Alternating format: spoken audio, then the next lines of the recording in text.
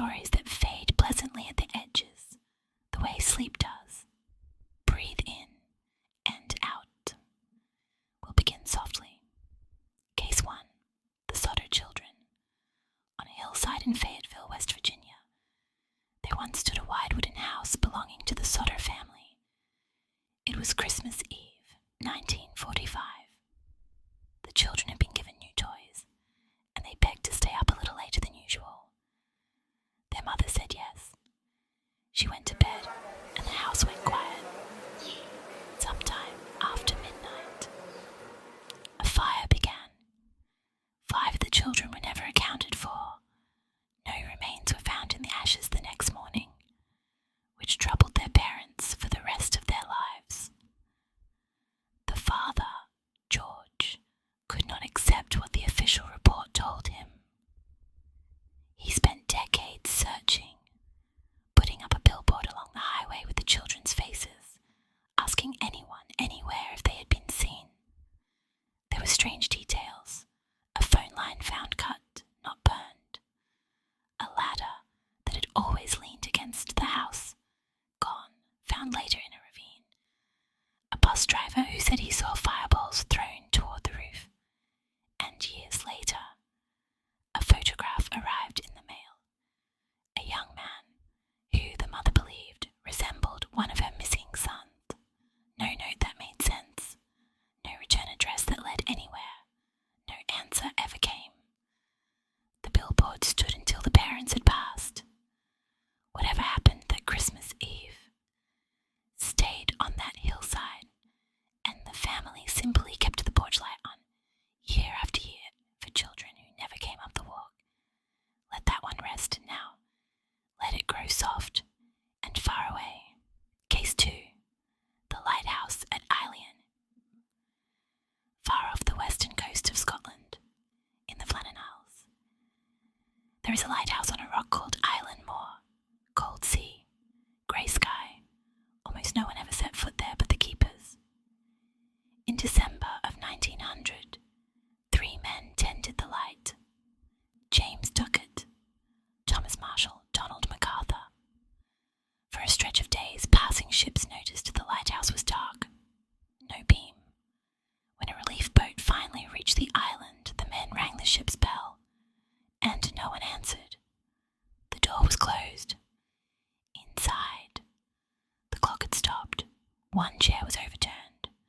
2 sets of oilskin coats were gone, and 1 was left behind, meaning 1 man had walked out into the weather without his coat at all.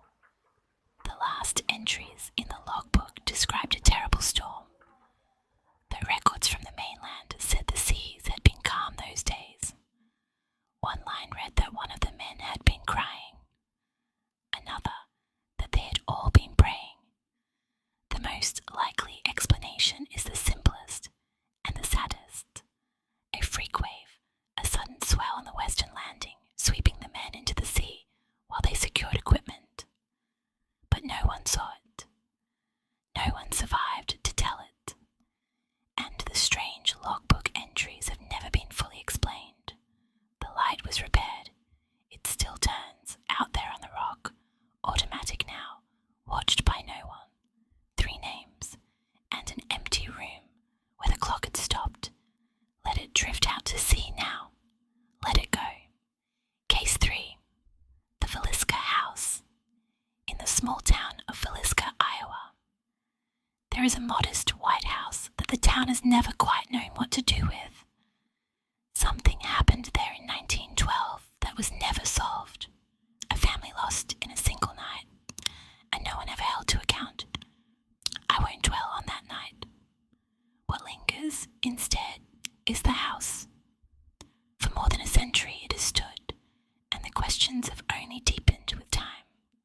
A suspect tried and freed. A travelling preacher who confessed and then unconfessed. A town that slowly stopped talking about it, because talking changed nothing. The house is a quiet place now. People who stay overnight speak of small things. A door that settles on its own.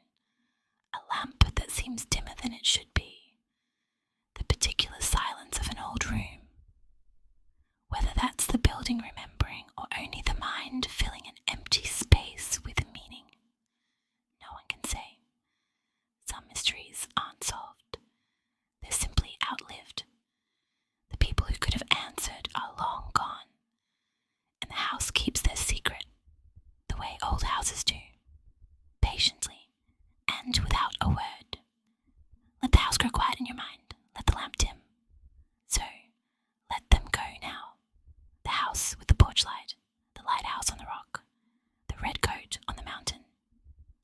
ship on the wide, dark water. Let them all drift away from you, one by one, growing softer, growing further. You don't have to solve anything. You don't have to hold on